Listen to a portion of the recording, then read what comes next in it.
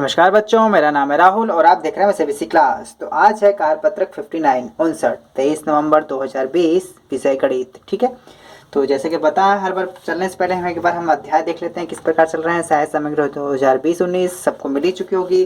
किताब नहीं है इस प्रकार, इस बार इसी में से काम चलाएंगे और सभी को मिल भी चुकी होगी।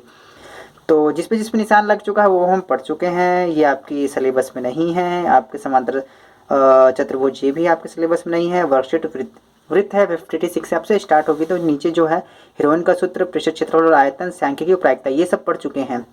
देख लो आपके सिलेबस में बस दो ही नहीं है, अध्याय 5 और अध्याय 9। अब वृत्त पढ़ रहे हैं, रचनाएं तो आएंगी देखते हैं अब ये रचनाएं वाले दे रहे हैं कि नहीं देते हैं। फिलहाल तो वृत्त चल रहा है वर्कशीट नंबर 56 से। अब ध्यान देखते चलेंगे। जो अब की बार इन्होंने वर्कशीट 56 दी है ना, कुछ खास नहीं दिया है इन्होंने। ठीक है, तो एक बार शुरू से देखते हैं हम एक बार 56। ठीक, तो 56 में तो वृत्त का परिचय था। ठीक है, तो इसमें कुछ खास नहीं था। जो इसका सेकंड था अब इन्होंने ये भी लिखना शुरू कर दिया, अच्छी बात है 57 पर। ठीक है, तो इसमें बताया गया, तो उदाहरण आपके बुक का उदाहरण नंबर 2। ठीक है, आपके बुक में से लिया गया है। ठीक है, और ये आपको ब्लर तो नहीं हो रहा ना? नहीं ब्लर नहीं हो रहा है, बहुत अच्छा है। प्रश्नावली 4.10.4 याद रखना, इससे पहले वाली प्रश्नावली नहीं है इसमें और उसे करना भी नहीं है। तो क्वेश्चन नंबर 2 था, ये क्वेश्चन नंबर 4 था आपके बुक में से ही है। ये आपके जो चल रहा है वृत्त वर्कशीट नंबर 58, इसका वृक्ष जो पार्ट 3 था जो आपका इसमें से लिया गया है। प्रश्नावली 10.5। ठीक है, अगर मैं आपको लाइन से दिखाऊं, ठीक है, तीनों ये देखिए, तो आपका जो ये वाली वर्कशीट थी वर्कशीट 57। ठीक है, मैं दिखा देता हूँ वर्कशीट 57। ठीक है, तो लाइन से देखिए 57 प्रश्नावली 10.4, 10.5 और ये भी 10.5 में से आगे से ही बढ़ते हुए आ रहा है। ठीक है, तो ये इसे भी देख लीजिएगा। ठीक है, क्वेश्चन नंबर 3 था, ये क्वेश्चन नंबर 1 है आपका बुक का। ठीक है, और ये भी प्रश्नावली एनसीईआरटी किताब की क्वेश्चन नंबर 5 और क्वेश्चन नंबर ये 1 है आपका। ठीक, तो इसे आज लगाएंगे। काफ़ी सिंपल है, काफ़ी कोई मुश्किल की बात नहीं है अगर आप इस चीज़ को समझना चाहते हैं। देखो उन्होंने दोबारा दे दिया, फिर मैं जल्दी से इसे कंप्लीट कराऊंगा। अगर आपको ये चीज़ें ना समझ में आए, ये वाली जो ये चीज़ बताने जा रहा हूँ मैं, तो वर्कशीट आप 59 है 58 जरूर देखिएगा, क्योंकि इसमें बहुत ही मैंने आहिस्ता से बताया था और काफ़ी लंबी वर्कशीट बन गई थी। अब ध्यान से देखेंगे, एक चाप द्वारा केंद्र पर आंतरिक कोण वृत्त के शेष भाग पर किसी बिंदु पर आंतरिक कोण का 2 गुना होता है। और ये वाला इसमें आ ही चुका था, एक चाप द्वारा केंद्र पर आंतरिक कोण वृत्त के शेष भाग के किसी बिंदु पर आंतरिक कोण का 2 गुना होता है। मतलब अगर आपको ये वर्कशीट नहीं समझ में आए तो अच्छे से एक बार देख ले, क्योंकि ये वर्कशीट काफ़ी लंबी बनाई थी मैंने 58, ताकि ये बच्चों को क्लियरली समझ में आए आपको। ठीक है, तो चलिए इस पे आते हैं। फिर भी इसे समझाने की कोशिश करता हूँ। इसमें क्या कह रहा है, अगर एक जो चाप कट गया पी क्यू, ठीक है, ये यहाँ पे कोण बनाते हैं। ठीक है, अब इसी से इसे केंद्र पर एक कोण बन गया और एक इसकी परिधि के पास बनता है यहाँ पे कोण। तो ये कोण इसका हमेशा आधा होगा। अब ये कहें 2 गुना वाली बात क्या है, अगर ये आपका x है तो ये आपका 2x होगा। ठीक है, अब देखो यहाँ पे डॉट डॉट करके बनाया गया है, एक ही आधार पर है, एक ही चाप से है। ठीक है, ये यहाँ से बनाया गया है A और यहाँ से बनाया गया C, ये दोनों भी आपस में बराबर होंगे। और लेकिन इसके कंपेयर में अगर ये x है तो ये आपका 2x होगा, ये आपका 60 है तो ये आपका 120 होगा। समझ रहे हो, ये बात है। तो बता रहा हूँ, एक बार वर्कशीट बच्चों आप 58 जरूर देखिएगा। ठीक है, उसमें काफ़ी मैंने प्यार से अलग अलग से करके बताए हैं उसमें। तो आते हैं, ज़्यादा मुश्किल नहीं है आपका। अगर इसी बात को यहाँ समझे, एक सीधी सी लाइन है, अर्धवृत्त है, अर्धवृत्त में बना कोण समकोण होता है। और इसे सिद्ध करने के लिए यहाँ पे ये 90 है, अब ये वाला कितने का होगा 120 का, क्योंकि इसका डबल ही तो होगा ना। वही वाली बात है आपकी यहाँ पे चाप पर, और चाप ये यहाँ से आपकी बार केंद्र से होता हुआ जा रहा है। ये 180 है तो ये 90 होगा, अगर ये 90 है तो इसका आधा सॉरी इसका डबल ये 180 हो जाएगा। मुश्किल नहीं है आपको, बहुत ही सिंपल है आपका। अगर आप ये क्वेश्चन नंबर 3 देखेंगे, ठीक है, ये आपका क्वेश्चन नंबर 3 है आपका। अगर मैं वर्कशीट आपको पुरानी वाली दिखाऊं, ठीक है, ये जो वर्कशीट क्वेश्चन नंबर 3 है, अब ये देखो ये सेम चीज़ आ चुका है आपका। ये रहा, ये जो चित्र देख रहे हो ना, ये चित्र ये रहा। अगर मैं आपको दिखाऊं तो यहाँ पे दिखाई मैं थोड़ा सा दिख तो रहा है ना, आगे पीछे हो जा रहा है। कोई चित्र यहाँ होता है तो अच्छे से होता है, ये वाला देख रहे हो सेम चित्र है, बस यहाँ पे इसका 110 है और यहाँ पे 100 लिया गया है। तो इस वाले क्वेश्चन को भी कर चुके हैं। क्वेश्चन नंबर किसमें, क्वेश्चन नंबर 2 प्रश्नावली और आपके वर्कशीट नंबर 58। ठीक है, तो जो इसको हम दोबारा करने जा रहे हैं वर्कशीट 59 में 58 में तो कर ही चुके हैं, 59 में दोबारा करने जा रहे हैं। तो देख लेते हैं इसमें दिया क्या क्या है। बहुत ही सिंपल है, यहाँ पे 110 दिया गया है और ये आपका बस बाकी तो निकालना ही है। इसमें ओ पी आर याद करना है, ओ पी आर, ये कोड नंबर 3 याद कर दिया गया है। अब देखो इसे सॉल्व करने से पहले बताता हूँ, अगर 110 का है तो ये कितने का, इसका डबल हो जाएगा, कितना हो जाएगा 220 का। अब देखो यहाँ पे इसने 220 आसाम से लिख दिया, 110 का है तो 100 220 का हो जाएगा। अब एक लाइन पे जब इधर 220 का, तो इधर कितने का होगा, सब मिलकर 360 का होता है, तो 360 में से हम 220 घटा देंगे, 360 में से 220 घटा देंगे, कितना आ जाएगा 140। इधर वाला 220 का है, उधर वाला कितना हो जाएगा 140 का। आपको पता है एक सीधी सी लाइन पे दोनों कोड ये बराबर होंगे, समान होंगे, ठीक। तो कोड 3 बराबर कोड 4 होगा, और त्रिभुज के तीनों कोडों को जोड़ेंगे तो कितना आ जाएगा 180। तो कोड 2, कोड 3, कोड 4 बराबर 180। त्रिभुज के तीनों कोडों का योगफल इतना ही होता है। कोड 3 बराबर कोड 4, क्योंकि एक ही आधार पर बने कोड हैं आपके। तो code 2 plus code 3 plus code 3, क्योंकि 4 गिनने का हमने 3 लिख दिया है, बराबर 180। आपको पता है कोड 2 अभी हमने निकाला था, कितने का निकाला था आपने कोड 2, 140 का। यहाँ से 140 ने डायरेक्ट हटा लिया, ठीक है। तो इसके बाद करके दिखाता हूँ मैं आपको, ठीक है। कोड 2, ठीक है। कोड 2 है आपका, कितना लिया था इन्होंने 140। कोड 3, ठीक है, प्लस 2 कोड, ठीक है, 3 हो जाएगा बराबर में 180। 2 कोड 3 बराबर 180 माइनस 140, तो 2 कोड 3 बराबर तो 40 आ जाएगा। कोड 3 बराबर 40, 2 यहाँ गुणा हो रहा है, दूसरी तरफ जाके हो जाएगा तो डिवाइड हो जाएगा। तो एंगल 3 बराबर से काट देंगे तो कितना आ जाएगा 20। एंगल 3 बराबर 20, एंगल 3 बराबर 20। तो ओ पी आर बराबर 20, ठीक है। आपको और अच्छी डिटेल समझनी है तो मैं बार बार बता रहा हूँ, जो वर्कशीट 58 है, ठीक है, वर्कशीट 58 इसका क्वेश्चन नंबर 2 मैंने बहुत ही आराम से टाइम लेके बताया है, ताकि आपको कोई दिक्कत न आए। अगर ये समझ में नहीं है तो कमेंट करके बताइएगा, मैं नेक्स्ट वर्कशीट में आपको ये एकदम डिटेल्स में बताऊँगा मैं आपको, ठीक है। और ये इंपॉर्टेंट है, तो आपको 2 बार आ चुकी है तो याद रख लीजिए, इंपॉर्टेंट मैं आपको पेपर में भी बताया था ये वाली बात, ठीक है। तो आगे आते हैं, कोई दिक्कत नहीं है। क्वेश्चन नंबर 5 जो कि आपकी एनसीईआरटी में से ही लिया गया है, 10.5 में से प्रश्नावली में से, एक वृत्त, पढ़ लेते हैं इसे अच्छे से एक बार। ए बी सी और डी बिंदु हैं, ए सी, ठीक है, ए सी और बी डी एक बिंदु ई पर इस प्रकार प्रतिच्छेद करते हैं कि एंगल बी ई सी बराबर 130 तथा ई सी डी बराबर 20, तो बी ए सी ज्ञात करना है, ये वाला है। तो सबसे पहले आपको इतना बड़ा, ऐसे इसमें तो दिखाई नहीं देगा, आपको हल करने के लिए सबसे इतना बड़ा आपको बनाना पड़ेगा, ठीक है। इसमें आपको दिया है वो लिखना पड़ेगा। सबसे पहले क्या दिया है इसमें हल करने के लिए, दिया है एंगल बी ई सी बराबर 130, ये वाला एंगल दिया है और ये वाला एंगल दिया है, ठीक है, और एंगल ई सी डी बराबर 20 ई, ठीक है। यहाँ पे लिख देंगे एक बार, ई यहाँ पे ना आपका केंद्र वाला है, ये ई है आपका, ये वाला सी ओ नहीं, ई आपकी बार, ठीक है। आदत पड़ेगी केंद्र को ई ओ मानने की। और निकालना क्या, ठीक है, ज्ञात करना लिख देंगे, ज्ञात करना है। क्या ज्ञात करना है यहाँ से, बी ए सी, एंगल बी ए सी बराबर क्वेश्चन मार्क, ठीक है। अब ये देखेंगे, अब देखियो ये एक सीधी सी जो लाइन बन रही है 180 की बनेगी, ये एंगल और ये एंगल मिलकर 180 बनाएगा।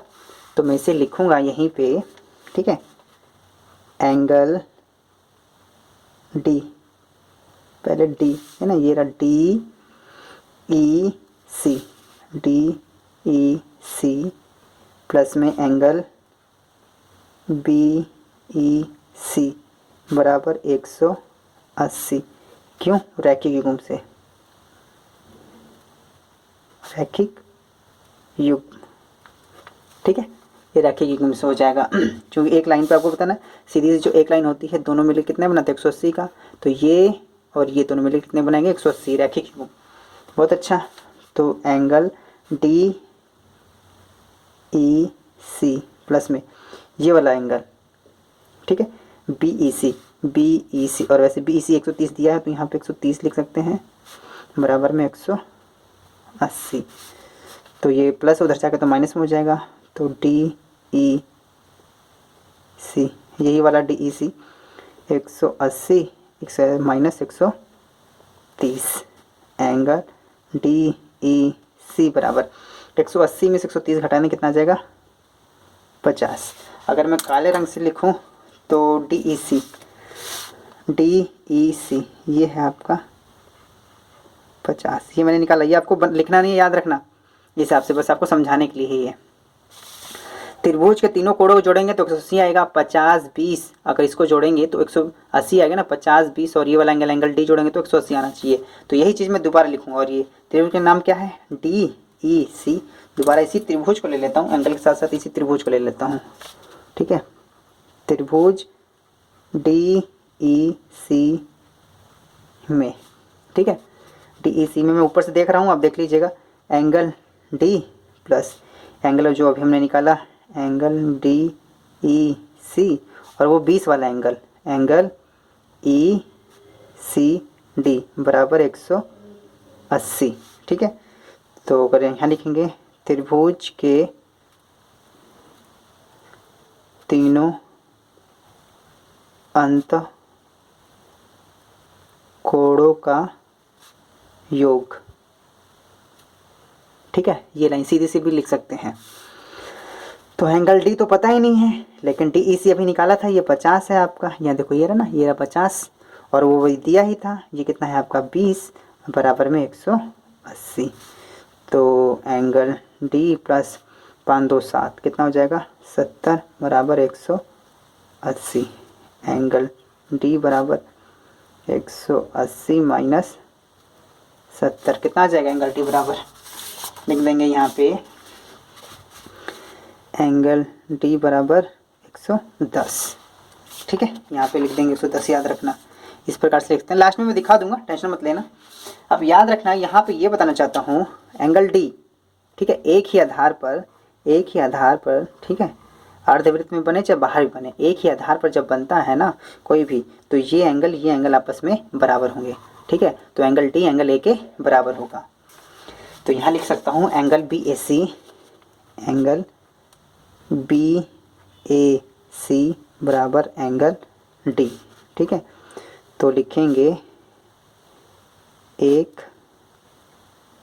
आधार पर बने वृत्त खंड कोण, ठीक है, इस प्रकार से भी लिख सकते हैं, ठीक है। तो एंगल बी ए सी बराबर डी बराबर 110 आया था, 110 याद रखना, ये सब लिखना बहुत ही ज़रूरी है, ठीक है। रेफरेंस ब्लर हो रहा है क्या एक बार, ठीक है, अब सही है ना।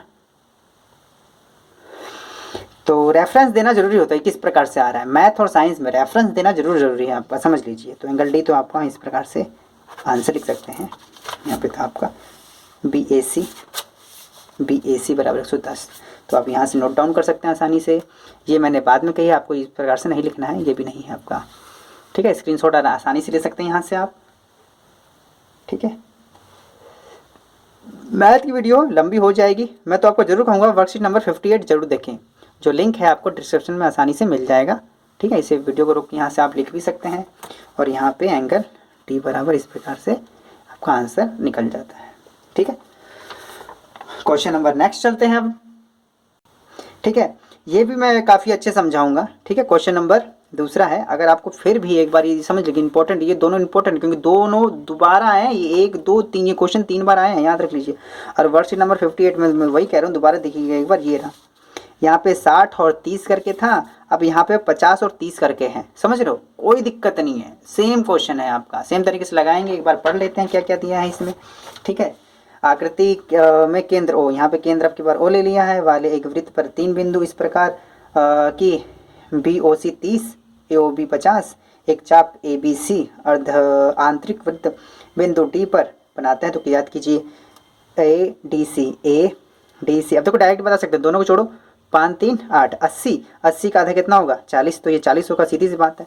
ठीक है, अब ये देखो यही था ना आपका, ये दोनों का है 80, 80 का जो आधा हो जाएगा 40। ठीक है, तो आंसर तो बता दिया हमने फटाक से, लेकिन इसे लगाने के नंबर मिलते हैं, स्टेप के नंबर मिलते हैं। ठीक है, तो चलिए इसे लिखेंगे कैसे। सबसे पहले आपको इतना बड़ा बनाना है आपको।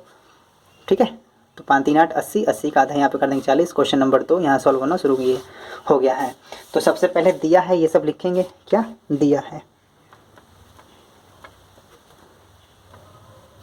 दिया है एंगल बी सी बराबर 30, यहाँ पे ओ है, मैं काले पेन से लिख लेता हूँ, अब की बार ओ भूल गया कहीं। तो यहाँ पे फिर एंगल और क्या दिया था 50 वाला एंगल, ए ओ बी बराबर कितना है 50, और ज्ञात करना है, ज्ञात करना है। मैं तो कहूँगा साथ के साथ सॉल्व करते रहे। ठीक है, एंगल ए डी सी बराबर क्वेश्चन मार्क, यही ज्ञात करना है आपका। क्योंकि अब मैं, आप बना भी लीजिए, मैं साथ के साथ बोलता रहूँगा तो आप मैच करते रहिएगा, तो आपको साफ कुछ समझ में आता रहेगा। ठीक है, अब यहाँ देखिए angle A O C, match करते रहिए, आप भी बना लीजिए ये, और जो मैं बोलते जा रहा हूँ उसे मैच करते रहिए, आपको बहुत ही जल्द आएगा। क्योंकि आप मेरी वीडियो पे नहीं, आप अपने क्वेश्चन पे फोकस कर रहे होंगे उस टाइम पे। ठीक है, क्योंकि जो मैं जब भी ये सवाल लगा रहा हूँ मैं अपने चित्र को देखता रहता हूँ, और चित्र आपके पास ऊपर चला जाता है तो आप देख नहीं पाते, तो आप चित्र बनाइए, मैं जो जो बोल रहा हूँ उसे नोटिस करते रहिए। लास्ट में तो मैं दिखाई दूंगा। ए ओ सी बराबर angle B O C plus angle A O B. ठीक है, तो इन दोनों को जोड़ देंगे, एंगल ए ओ सी, अगर ये दोनों इस तरफ के एंगल को जोड़ देंगे तो इसका मान है 30 और इसका मान दिया गया है 50। ठीक है, तो एंगल ए ओ सी बराबर ही हो जाएगा 80। ठीक, अब याद रखना यही प्रमेय दोबारा लिख लेना। आप देखो यहाँ पे वीडियो में देख सकते हैं, यह प्रमेय मैं दोबारा लिखूंगा से। अगर आपको दिक्कत है तो जो पिछली बार मैंने प्रमेय लिखा था वही प्रमेय आप दोबारा लिख सकते हैं, और लिखना पड़ेगा आपको। ठीक है, इसमें लिखने के ही नंबर हैं। ठीक है, तो प्रमेय था एक चाप द्वारा केंद्र पर, अरे वही लिखिए, आंतरिक वही है, कोई दिक्कत नहीं है, अंतरित कोण वृत्त के शेष भाग के किसी बिंदु पर आंतरित